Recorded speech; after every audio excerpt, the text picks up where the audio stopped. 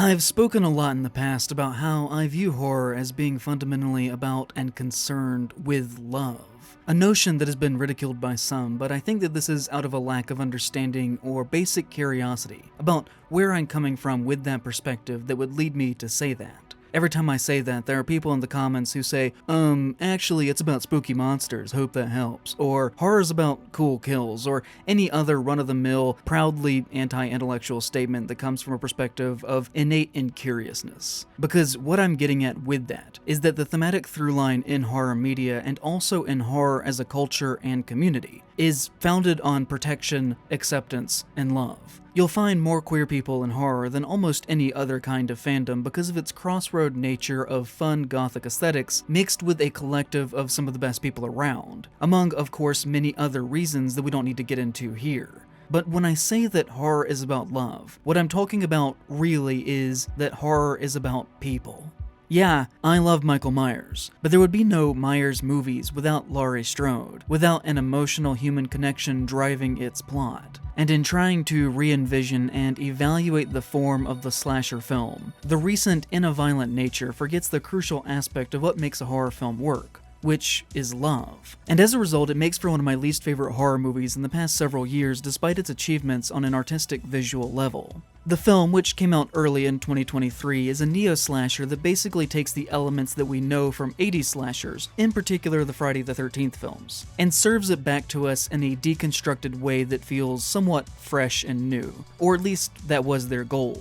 We follow a revenant who is a legally distinct Jason, brought back from his sleep because his amulet has been stolen from his grave by camping teenagers. And what follows is an hour and a half of very well photographed nature cinematography as we watch these zombies shamble through the woods to slowly find and pick off the teenagers one by one. And when these kills happen, they do live up to the name of the film. Each one is exceptionally graphic, and on more than one occasion I was left wondering how they pulled these off. But there's a coldness here, a disconnect between these events and us and the audience, where we might as well be watching footage of hogs in the slaughterhouse. In a traditional slasher, we like the film because we gain an attachment to these people. We have questions we want to learn. We get to exist in this fantasy of a world for a short time, before, things go horribly wrong in these people's lives.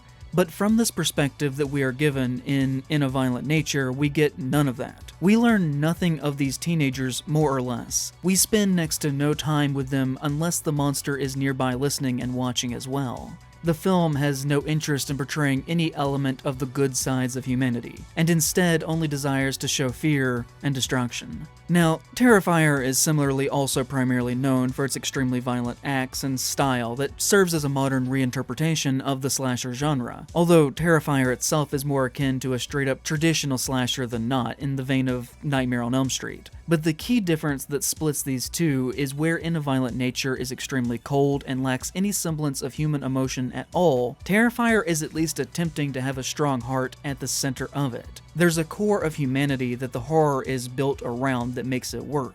The entire climax of Part 3 is Art and Victoria trying to destroy anything that Sienna holds dear in her life, so that she will give up hope, so that she loses all of her connection to the love in her life, so that she can then be used as an empty vessel for evil. The movie is chiefly concerned with Sienna, and her connections to the people that she cares for. And that's what makes Art and Victoria scary, because they stand as symbols of the malice that exists in men's heart, to destroy what others hold dear simply for the sake of doing so. Not unlike our monster here in this film. But the key difference is that where Terrifier 2 and 3 are largely kind of humanistic works through a certain lens, In a Violent Nature cares little for exploration of this.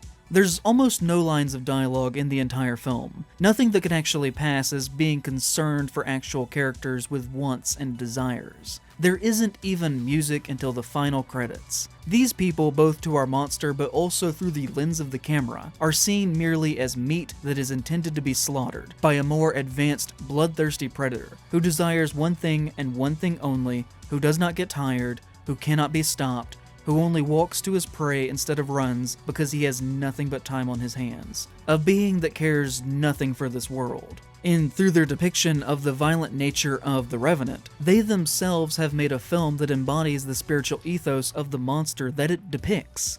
And, some may see this as an artistic reimagining of slashers that has some fun kills and works in that modern, elevated kind of way. Which this is definitely trying to be. I've never watched another film that so desperately and clearly wanted to be purchased and distributed by A24 in my life. But I would also argue that that's not a good thing.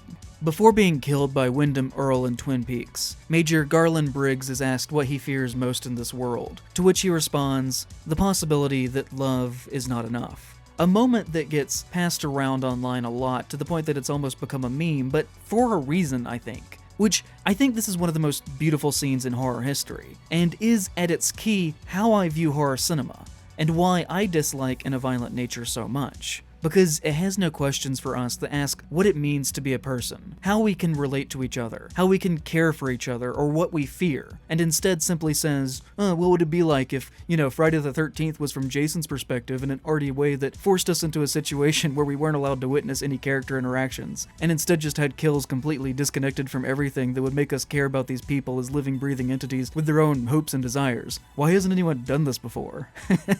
To which the answer is, because it's not a good way to tell a story that removes the necessary human element from the art. It is, in my eyes, a very well-produced movie on a technical level, that in its attempt to make an anti-horror film, ended up going so against the foundations of horror as a genre, that it ends up caring for nothing. It's a waste of time. It's mean-spirited, not productive, and brutish. The end sequence has our final girl not killed, but instead picked up by a car and driven to safety. With our last moments spent with this nameless driver talking about the violent nature of animals, and how in the wooded area of the natural world, violence is the universal language that rules a kingdom founded on the senseless mindlessness of dumber, lesser beasts. And then it ends, without ever showing an ounce of genuine human goodness or even emotion. The only moment in the entire thing that gives anyone an emotional beat is the monster himself, which almost can ironically stand as a symbol for the film itself, where he finds a toy car and briefly remembers for a moment what it was like when he was once alive, before putting his mask on and continuing his killing spree.